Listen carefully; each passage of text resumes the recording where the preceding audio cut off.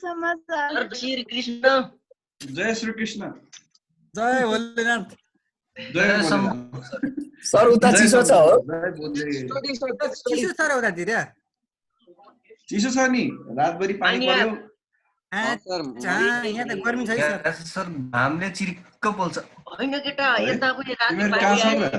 आयो बुटोल सर हामी बटाउली आएका छौँ बटाउली ओए सुन्दर राति तपाईँतिर पानी अलिअलि गर्मी भइहाल्छ नि दाङको दुश्मन सर दाङको दाङमा पनि गर्मी नै होला दाङको दुश्मन सरले दुश्मन भन्नुहुन्थ्यो कि हामीलाई बुटोलवासीलाई सर हजुर दाङमा हुनुहुन्छ कि काठमाडौँ हुने? म काठमाडौँमा छु ल निर्मला ढुक्क पनि पार्टी दिन परेन भनेर निर्मलाको कुरा निर्मलालाई जन्मदिनको धेरै धेरै शुभकामना छ यसका साथै आज क्लासलाई सुरु गरौँ है हस् सर पढौँ Thank you so much, sir. हलक लुगा लगाऊ यसरी चाहिँ कसरी बसी हेर सर खै अब झलकले लुगा लाएको छैन भन्ने कुरा आयो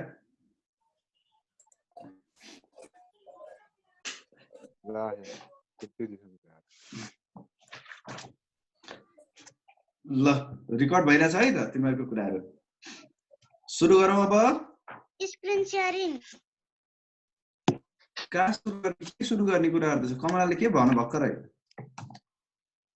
स्क्रिन शेयरिङ शेयरिङ त गर्नुहुन्छ स्क्रिन शेयरिङ भनेको स्क्रिन शेयर गर हौ एकछिनमा गरिदिन्छु म हिजोको रेकर्डिङ खै त शेयर गरेको झल्के बाबु सबले हालेको छ नि युट्युबमा हाल्दै छु नि त सर ए हो कुन च्यानलमा छ च्यानल भन न ए च्यानल के छ मेरो नामै थाहा छैन प्रथम थापा भन्ने च्यानल प्रथम थापा छ के अरे प्रथम थापा भन्ने म सर्च गर्छु पिर्थे भाइ भन्ने सर्च हाल्नु त्यसो एउटा चाहिँ अपलोड हुँदैछ सर त्यो सेकेन्डको चाहिँ नेटै स्लो चलेर हिजो हावाहुरीले अपलोड गर्ने पाएन पार्ट 1 अपलोड पार्ट 2 अपलोड हुँदैछ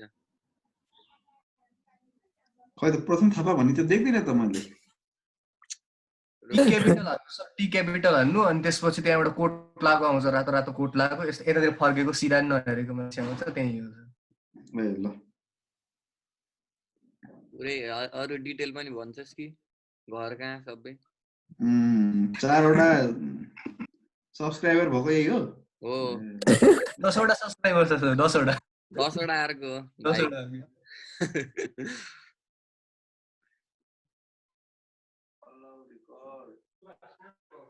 यसमा त मेरो मात्र अनुहार आछ बाबु अरुको अनुहार कसरी आउँछ नि सर हजुरको मात्र छ नि स्क्रिन रेकर्डिङमा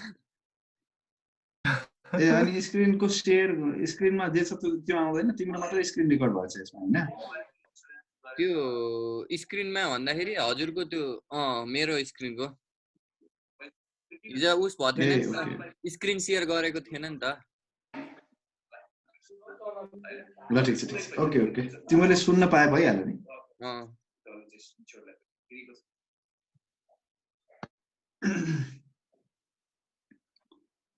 ल प्रथम ल सुरु गरौँ आज बोर्ड बनाउने के फर्मेसन अफ इन्स्योरेन्स बोर्ड हो ल ठीक छ नि सर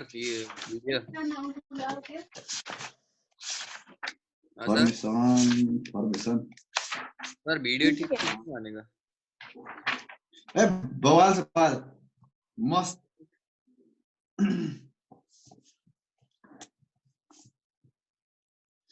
ल सुन कानी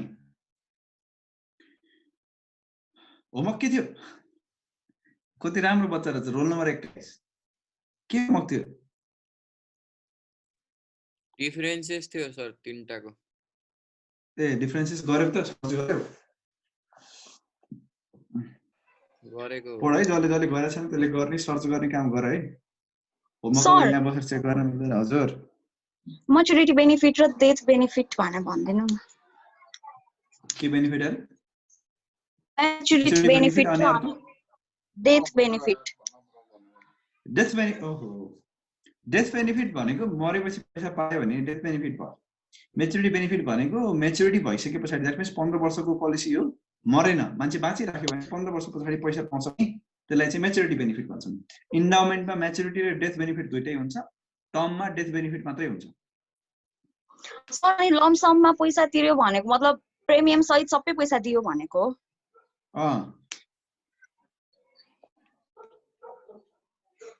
Thank you, sir. Okay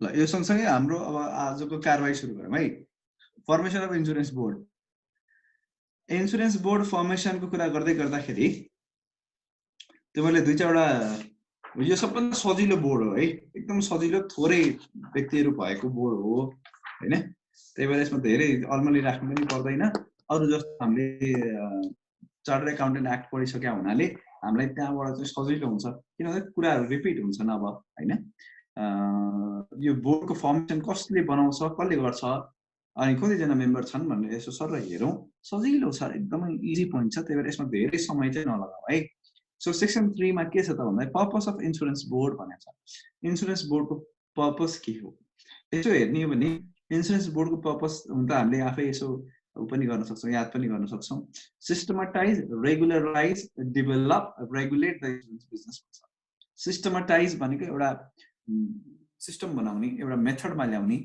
regularise भनेको यसलाई कन्टिन्युअसली अगाडि बढाउने अनि डेभलप भनेको यसलाई पहिला जस्तो छ त्यो भन्दा बेटर बनाउने इन्हान्स गर्दै लैजाने रेगुलेट गर्ने भनेको कन्ट्रोल गर्ने है ख्याल गर्नु रेगुलराइज र रेगुलेटमा के फरक छ त regularise refers to continuation of the business है regulate refers to the control of the business है ओके सो यो चारवटा फंक्सनको लागि चाहिँ इन्सुरेन्स बोर्ड एस्टाब्लिश हुन्छ भनेर छ अनि यहाँ इन्सुरेन्स बोर्डको फर्मेसनमा 5 जना मेम्बरहरुको एउटा इन्सुरेन्स बोर्ड तयार हुन्छ र अनि यो 5 जना मेम्बरहरु मध्ये यो हुन त यो बोर्ड पुरै सरकारले नै बनाउने हो हैन यो सरकारले बनाउँदाखेरि सरकारले केही व्यक्तिहरुलाई आफैले नोमिनेट गर्छ केही व्यक्तिहरु चाहिँ मन्त्रालयबाटै आउँछन् है जस्तो चेयरपर्सन चाहिँ सरकारले नै नोमिनेट गर्ने हो कुनै एउटा चाहिँ राम्रो व्यक्तिलाई हैन जसलाई इन्सुरेन्स बिजनेसको बारेमा राम्रो नलेज छ पढे लेखेको मान्छे रिनाउन्ड पर्सनलाई चाहिँ चेयरपर्सनको रूपमा सरकारले अपोइन्ट गर्छ अनि अरु मिनिस्ट्री अफ ल जस्टिस एन्ड पार्लियामेन्ट्री अफेयर्सबाट एकजना रिप्रेजेन्टेटिभ मन्त्रालयले पठाउँछ मेम्बरको रूपमा अनि फाइनान्स मिनिस्ट्रीबाट वित्त मन्त्रालयबाट एकजना रिप्रेजेन्टेटिभ मेम्बरको रूपमा पठाउँछ त्यसैगरी डी नम्बरको कुरा गर्यो भने डी र ई नम्बरको पोइन्टहरु यसो हेर्नु डी नम्बरको कुराले के भन्छ a person nominated by Nepal सरकार from amongst the person having special knowledge in the insurance business अर्को एकजना व्यक्ति जो इन्सुरेन्स बिजनेसको दिग्गज छ हैन जसलाई एकदमै धेरै ज्ञान छ एक्सपिरियन्स छ त्यस्तो व्यक्तिहरुको थप एकजना व्यक्तिलाई चाहिँ हामी यहाँ मेम्बर बनायौं एकजना त चेयरपर्सन भइहाल्यो चेयरपर्सन पनि त्यस्तै नलेजेबल मान्छे हुनुपर्छ अनि अर्को एकजना मेम्बरको रूपमा चाहिँ सरकारले नोमिनेट गरेर व्यक्ति खटाउँछ यहाँ अनि अर्को लास्टमा ई नम्बर पोइन्ट चाहिँ अलिकति ट्रिकी छ ई नम्बर पोइन्टले के भन्छ त भन्दाखेरि मार्केटमा जति पनि इन्स्योर्डहरु छन्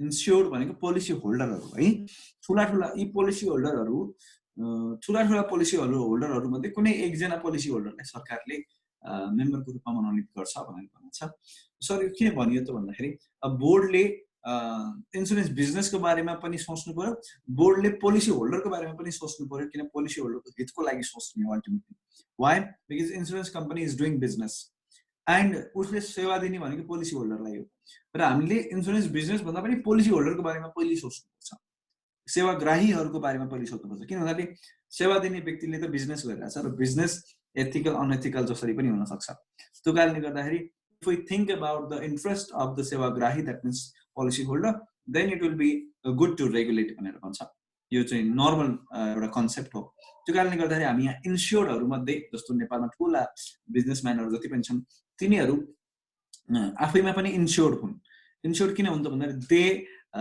try to buy the policies for their assets for the business assets है जस्तो चौधरी ग्रुपमा एउटा ठूलो इन्स्योर्ड हो हैन ज्योति ग्रुप अनि त्यसपछि गोल्सा हैन अदर अर्गनाइजेसन जस्तो तिम्रो चाहिँ के रे होटल इन्डस्ट्रीको कुरा हैन होटल इन्डस्ट्रीसँग रिलेटेड है क्राउन प्लाजासँग रिलेटेड यस्ता ठूला इन्डस्ट्रियलिस्टहरु छन् एभिएसनसँग रिलेटेड ठूला इन्डस्ट्रियलिस्टहरु आफैमा के हुन्छ भन्दा इन्स्योर्ड हुन् किनभने तिनीहरुले आफ्नो सबै एसेट्सको के गर्छ त भन्दाखेरि इन्स्योरेन्स गर्नुपर्ने हुन्छ in order to protect themselves from the future uncertain risks okay so ती इन्स्योर्डहरु मध्ये कुनै एकजना व्यक्ति जससँग अलिअलि भए पनि इन्सुरेन्सको नलेज छ होइन, जसको लिङ्क छ भनौँ न ल, विशेष गरी सरकारले नै अपोइन्ट गर्ने भइसकेपछि त अब त्यो व्यक्तिलाई चाहिँ यहाँ मेम्बरको रूपमा अपोइन्ट गरिन्छ।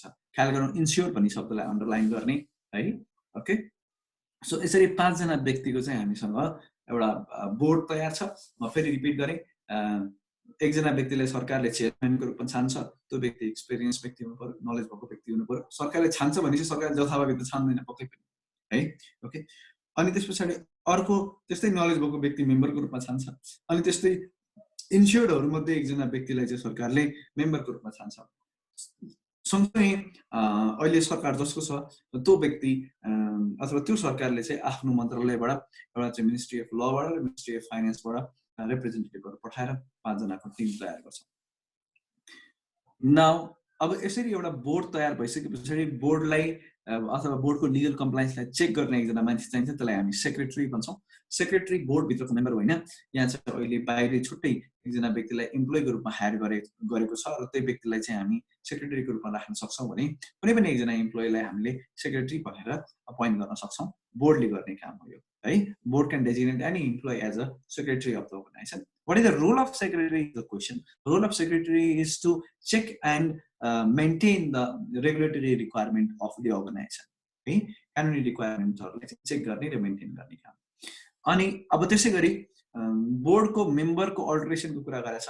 सबभन्दा पहिले Nepal government may make alteration of member of the board by publishing a notification in Nepal gazette भन्छ इफ इट डिम्स नेसेसरी। भनेपछि बोर्डको मेम्बरहरुको अल्टरेसनको कुरा गर्दाखेरि कसको हातमा यो पावर छ त? बोर्डका मेम्बरहरु चेन्ज गर्न पाउने पावर कसको हातमा छ? सरकारकै हातमा छ। सरकारले जब जब उसले आवश्यक ठान्छ तब तब उसले मेम्बरहरुलाई अल्टर गर्न सक्छ भन्ने भन्छ है। ओके, यो कम्प्लिटली सरकारको हातको कुरो भयो। Similarly sir tenure of the member भन्ने कुरा 36(6) मा गएर हेर्यो भने टेन्युर अफ द मेम्बर को कुरा गर्दाखेरि जो सरकारले नोमिनेट गरेका थिए, त्यो सरकारले नोमिनेट गरेका को छन् त उनीहरु ए डी र ई वाला है। ओके, अल्टरेसन गर्ने भनेको चेन्ज गर्ने, अल्टरेसन गर्ने भनेको व्यक्तिहरु चेन्ज गर्ने, अरु के नै हुन्छ र है। अल्टरेसन भनेको चेन्जिङ द पर्सन। अनि तल टेन्युर अफ मेम्बर भनेछ। टेन्युर अफ मेम्बर को कुरा गर्दाखेरि एकचोटी ए डी र ई पोइन्ट हेर, ए डी र ई पोइन्टमा सरकारले नोमिनेट गरेको हुन्छ।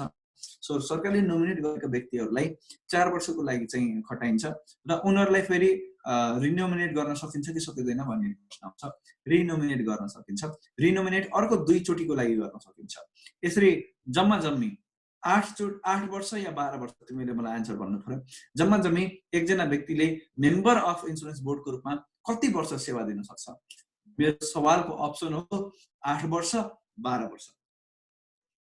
3(6) पढ्ने अनि भन्नु।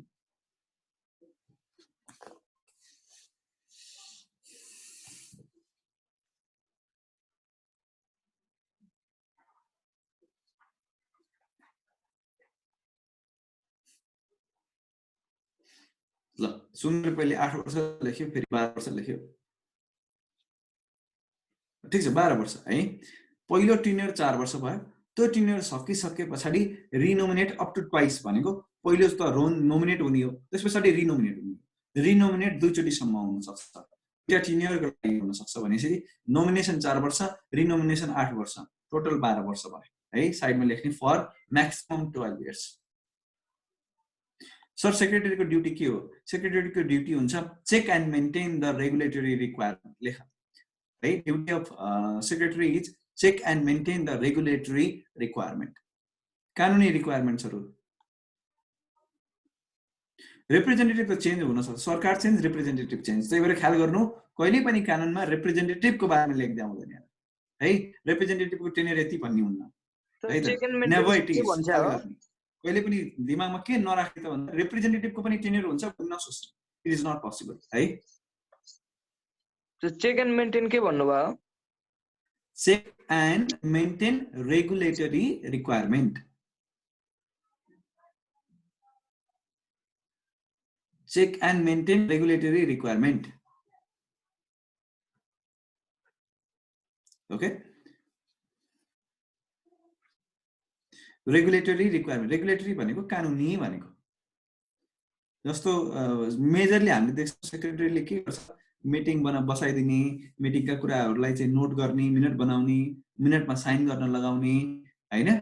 त्यस पछाडि चाहिँ पब्लिस गर्नुपर्ने भए पब्लिस गर्न लगाउने, अनि त्यस पछाडि अरू कार्यहरू जुन चाहिँ बोर्डले गर्नुपर्ने त्यो कार्यहरू समयमा गर्नुपर्छ भनेर भन्ने, डकुमेन्ट्सहरू तयार गर्नुपर्ने त्यो डकुमेन्ट्सहरू तयार गरिदिने हैन, त्यो सबै काम दे आर रेगुलेटरी रिक्वायरमेन्ट है। ओके, त्यो सबै काम चाहिँ सेक्रेटरीले नै गर्छ। सेक्रेटरीले चेक गर्छ कुनै सेक्सन फलो भएको छ कि छैन भनेर पनि चेक गर्छ। जहिले पनि ख्याल गर्ने सेक्रेटरीको काम के हो त भन्दा संस्थाको कानुनी कम्प्लायन्सेसहरू चेक गर्ने काम हो, कानुनी कम्प्लायन्स पुरा भएको छ कि छैन भनेर। सेक्रेटरी 5 वटा मेम्बर बाहेकको हो। यस, सेक्रेटरी कहिले पनि मेम्बर, कुनै कुनै केसमा यसरी बुझ्ने, कुनै कुनै केसमा मेम्बर भित्रैबाट एकजना व्यक्तिलाई सेक्रेटरी बनाउन पाइन्छ, तर सेक्रेटरीको रोलै छुट्टै हुने हुनाले यो छुट्टै व्यक्ति नै हो। He is not the member. Decision मेकिङमा कुनै रोल हुँदैन सेक्रेटरीको है। There is no role of decision making of secretary है, ख्याल गर्ने। अनि त्यस पछाडि चाहिँ अर्को एउटा कुनै कुनै केसमा चाहिँ के हुन्छ, मेम्बरलाई नै सेक्रेटरी बनाइयो भने त्यहाँ लेखा हुन्छ मेम्बर सेक्रेटरी भनेर लेखा हुन्छ। त्यो भनेको त्यो मेम्बर पनि हो, डिसिजन मेकिङको काम पनि गर्छ, त्यसले सेक्रेटरीको रोल पनि प्ले गर्छ। त्यही भएर ख्याल गर्ने मेम्बर सेक्रेटरी लेखिदिया हुन्छ है। जस्तो हामीले एनसी नेपाल चार्टर्ड एकाउन्टेन्ट एक्टको कुरा गर्दाखेरि त्यहाँ एउटा एक्जिक्युटिभ कमिटी भन्ने थियो। एक्जिक्युटिभ कमिटीको मेम्बर हाम्रो एक्जिक्युटिभ कमिटीको मेम्बर चाहिँ हाम्रो एक्जिक्युटिभ डाइरेक्टर पनि हुन्थ्यो, मेम्बर पनि हुन्थ्यो ऊ आफै, अनि त्यस पछाडि समितिको सेक्रेटरी पनि हुन्थ्यो। He is member and secretary as well है। ओके, सो त्यहाँ चाहिँ एनसीएमा त्यो पढाएको छौँ, यसो ख्याल गर्ने रिभाइज गर्न गयो भने तिमीले हेर्न सक्छौ। त्यो व्यक्ति त्यो एक्जिक्युटिभ कमिटीको मेम्बर पनि हो, एक्जिक्युटिभ डाइरेक्टर, ऊ आफैमा त्यो कमिटीको सेक्रेटरी पनि हो। त्यसरी एउटै व्यक्तिलाई चाहिँ सेक्रेटरी पनि बनाइयो अनि त्यस पछाडि मेम्बर पनि बनाइयो भने त्यसलाई हामी मेम्बर हाइफन सेक्रेटरी भन्छौँ है। यहाँ त्यस्तो कोही पनि छैन, मेम्बर हाइफन सेक्रेटरी छैन, सबै मेम्बर छन् माथि, अनि सेक्रेटरी चाहिँ छुट्टै व्यक्ति हुन्छ। त्यसरी सेक्रेटरीले काउन्ट गर्ने होइन है कमिटीमा। Okay, secretary is just the person who works as a secretary, he is a employee of the organisation, he is not a member of the board है त। डिसिजन मेकिङ रोल उसको हुँदैन। अनि त्यस पछाडि तिमीहरूले यो हेर त 3-5 हेर, 3-5 को पोइन्ट कस्तो लागिरहेछ तिमीहरूलाई? रमाइलो लागिरहेछ? 3-5 को पोइन्ट पढे जस्तो लाग्यो होला। एक्सपर्ट अथवा अब्जर्भर बोर्डले चाहे भने बोलाउन सक्छ भनेर लेखेको छ है। एक्सपर्ट अथवा अब्जर्भर बोर्डले चाहे भने बोलाउन सक्छ भनेर लेखेको छ। ओके, अब यो बीमा समितिको कुरा, इन्सुरेन्स बीमा समितिको अफिस चाहिँ कहाँ छ भन्दा काठमाडौँमा छ भनेर भन्छ। यो कुपनडोलमा छ है। इनफ्याक्ट कुपनडोल ललितपुरमा पर्छ, यो काठमाडौँ भ्याली भन्न खोज्यो होला। So it is in Kupandol. यसको बीमा समितिको अफिस चाहिँ कहाँ छ है। ओके, बीमा संस्थानको फेरि सिंहदरबार।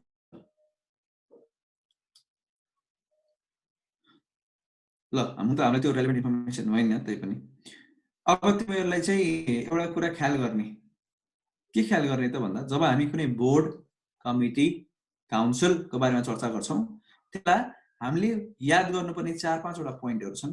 ती पोइन्टहरू लेख। यी 4-5 वटा पोइन्ट याद गर्यो भने हामीलाई एकदमै सजिलो हुन्छ। फ्युचरमा यी कुराहरू धेरै कुराहरू रिपिट पनि हुन्छन्। त्यो कारणले गर्दाखेरि सबभन्दा पहिले चाहिँ त्यसको कम्पोजिसन याद गर्ने है। First point is composition. Okay, लेख 1 number composition. Number 2 nature of board, nature of board, committee और काउन्सिल। Number 3 meeting. मिटिङ त्यो बोर्डको मिटिङ कसरी हुन्छ भन्ने कुरा हैन, मिटिङको बारेमा हामी पहिला पनि चर्चा गरेका छौं। सो टपिक के हो, कस्तो टपिक के हो भने मैले टपिक कुनै एउटा स्पेसिफिक टपिक दिदै छैन। अहिले हामी नर्मली कुनै बोर्ड, कमिटी या समितिको बारेमा कुरा गर्दाखेरि के कुरा ख्याल गर्नुपर्छ भनेर भन्दैछु के। यस्ता कुराहरू चाहिँ हामीले ख्याल गर्नु पर्यो। यी कुराहरू रिपिट पनि हुन्छन्, यिनै कुराहरू हामीले फ्युचरमा पनि पढ्छौं। So composition, nature of board, meeting, meeting of board हैन। अनि अर्को चाहिँ function, duty and power of board. अर्को पोइन्ट चाहिँ function, duties and power of board. अनि अर्को पोइन्ट चाहिँ last point 5 number point, when the member will cease to hold office. When the member will cease to, cease, C-E-A-S-E, cease, when the member will cease to hold office.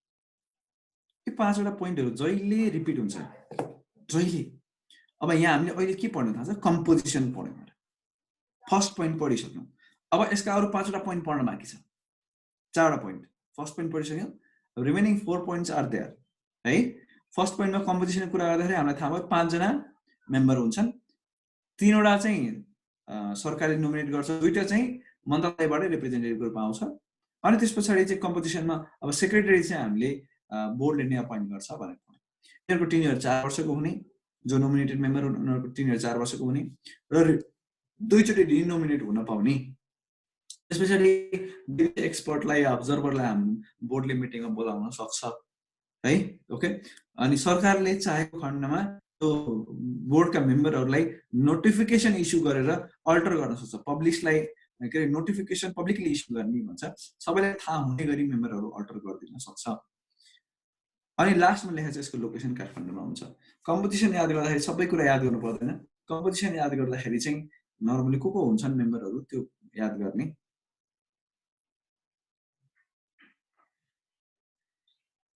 Nomination र डेजिग्नेसनमा त्यस्तो खासै हामी कानुनी रूपमा फरक देख्दैनौं है okay कहाँ use गरिन्छ भन्ने मात्रै हो नोमिनेसन भनिसकेपछि एकजना मान्छेले आफैले गएर मेहनत गरेर छान्नु पर्यो भन्ने चाहिँ नोमिनेसन भनिन्छ डेजिग्नेट भनेपछि कसैले कुनै काम गर्नको लागि खटाउनु पर्यो भने चाहिँ डेजिग्नेट भन्ने चलन छ तर नोमिनेसनको केसमा पनि डेजिग्नेट भन्ने शब्द चाहिँ कानुनले कहीँ युज गरेर देखिन्छ त्यही भएर हामीले त्यो खासै डिफरेन्स देख्दैनौं है okay they have the similar meaning एउटा हुन्छ नि कानुनमा सिनोनिम्समा पनि सिनोनिम्सलाई कसरी युज गर्ने कहाँनेर अलिकति फरक पर्छ नि त हो त्यस्तो फरक हो डेजिग्नेट भनेपछि हामीले चाहिँ कुनै कसैले चाहिँ यो व्यक्तिलाई राख्दिनुस् न भनेर भन्यो रिकमेन्ड गर्यो र त्यो व्यक्तिलाई त्यहाँ खटाइदियौँ भने त्यति बेला डेजिग्नेट भन्ने शब्द युज गरिन्छ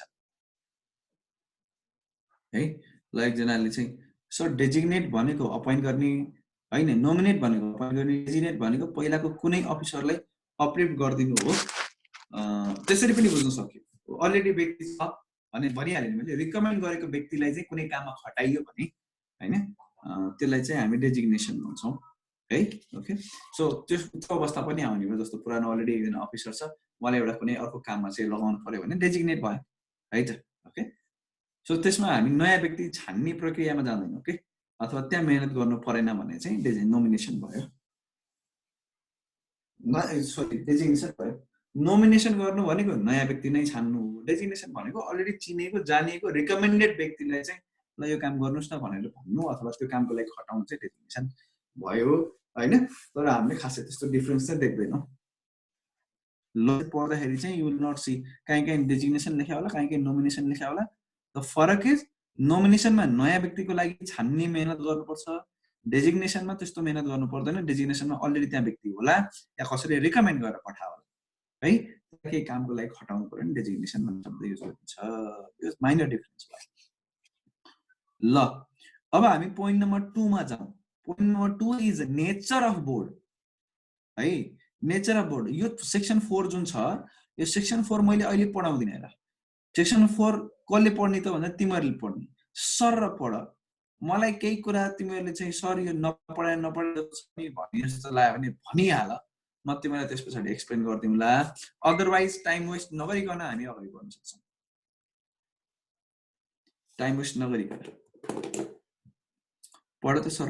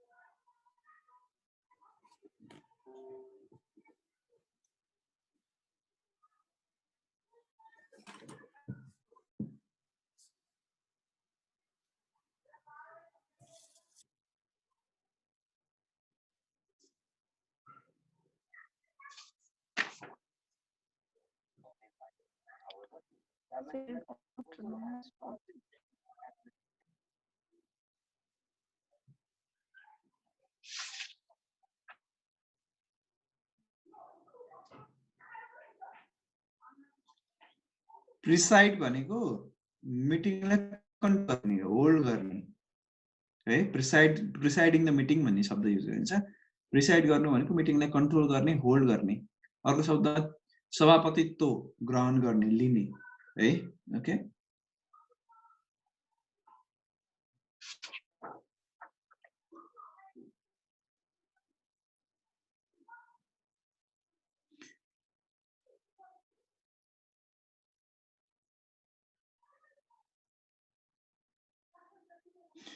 एउटा क्वेसन सोधेछ चेयरिङ द मिटिङ हो चेयरिङ द मिटिङ हो why insurance board is considered as autonomous body है अटोनोमस भने के हो त भन्दाखेरि इन्डिपेन्डेन्ट कसैको कन्ट्रोलमा छैन उसले आफ्नो निर्णय आफै गर्न सक्छ कसैमा भर पर्नु पर्दैन जस्तो बोर्डले आफूले जुन इन्सुरेन्स कम्पनीहरूलाई रेगुलेट गर्छ इन्सुरेन्स कम्पनीहरूको लागि डाइरेक्टिभ इस्यु गर्छ त्यो गर्नको लागि बार बार सरकारलाई अर्को कुनै अर्को अथोरिटीलाई गएर सोध्नु पर्दैन बोर्ड आफै सबभन्दा माथिल्लो अथोरिटी हो फर इन्सुरेन्स बिजनेस है ओके सो माथिल्लो अथोरिटी भएपछि उसको कन्ट्रोलमा छ है उसले नै सबै कुराहरू तय गर्छ आफूलाई चाहिँ आफ्ना बिजनेसहरूलाई कसरी रन गर्ने भन्ने कुरा आफैले तय गर्छ यो कसैमा भर पर्दैन भने यसलाई अटोनोमस भनिन्छ यो कसैमा भने कसमा भर पर्दैन यो गभर्नमेन्टको निर्णयहरूमा भर पर्दैन है एक्चुअली गभर्नमेन्टले बोर्ड बनाउने भन्यो अब उसले बोर्डलाई दिएको सबै अथोरिटीहरू या इन्सुरेन्स बिजनेससँग रिलेटेड दिएका सबै अथोरिटी बोर्डले आफै इन्डिपेन्डेन्टली कसैलाई नसोधिकन अप्रुभल नलिकन काम गर्न सक्छ भने यसलाई अटोनोमस वर्क गरेको भनिन्छ है ओके तर उसको अब्जेक्टिभ भित्र चाहिँ हुनु पर्यो अब्जेक्टिभ भित्र भएन भने चाहिँ त्यो गलत भयो तिमीले चाहिँ त्यो त अनलफुल एक्टिभिटी गर्यौ लफुल एक्टिभिटी गर्नलाई कसैको अप्रुभल लिनु पर्दैन भने यु आर वर्किङ अटोनोमसली है ओके जस्तो मैले लफुल एक्टिभिटी अहिले तिमीलाई मैले पढाइरहेको छु तिमीलाई पढाउनलाई मैले कसैको अनुमति मैले सरकारको या कुनै रेगुलेटिङ अथोरिटीको अनुमति लिन पर्दैन नि त because I am doing lawful activity so I am acting अटोनोमसली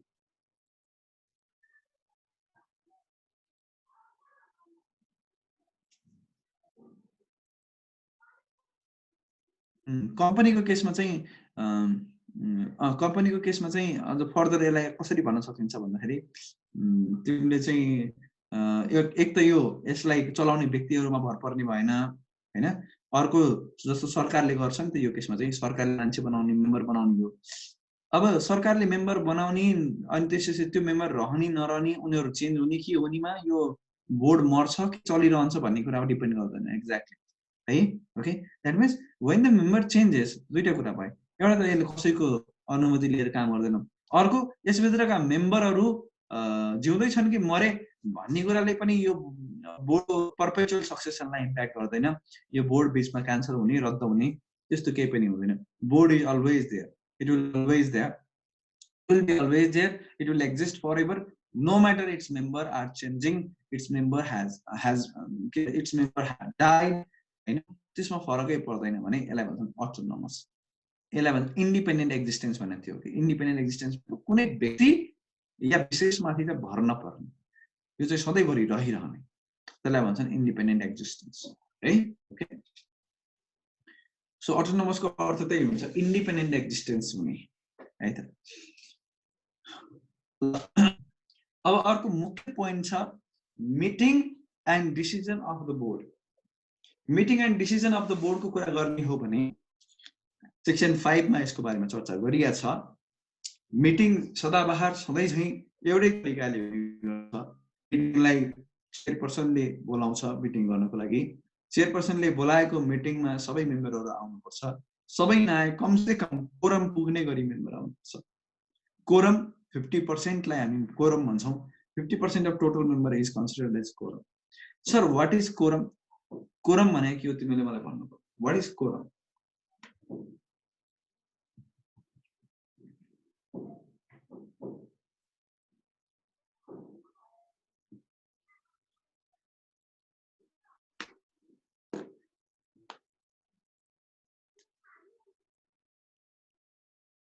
quorum के हो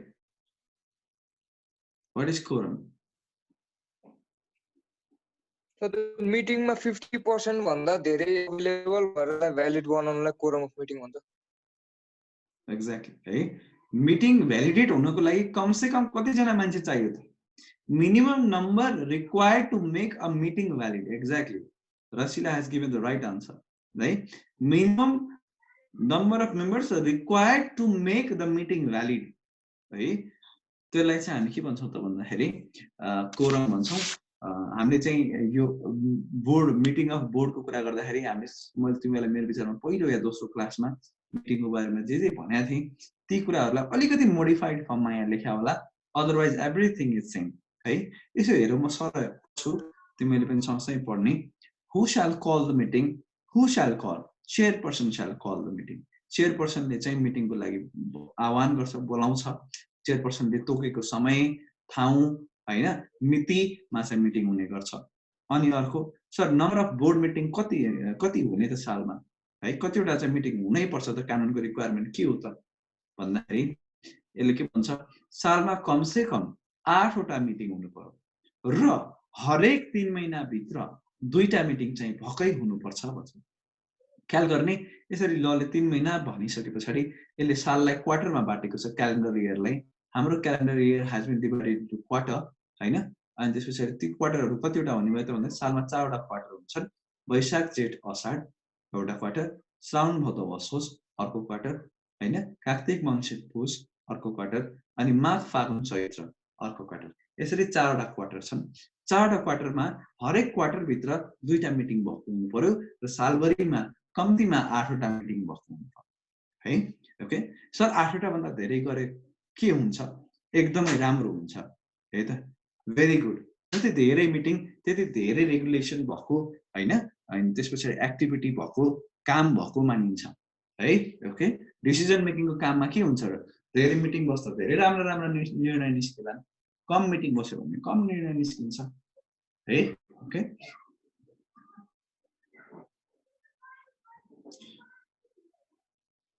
जस्तो भर्खरै हालसाल के भयो भन्दाखेरि इन्डियाको 2017 को कुरा गरौँ।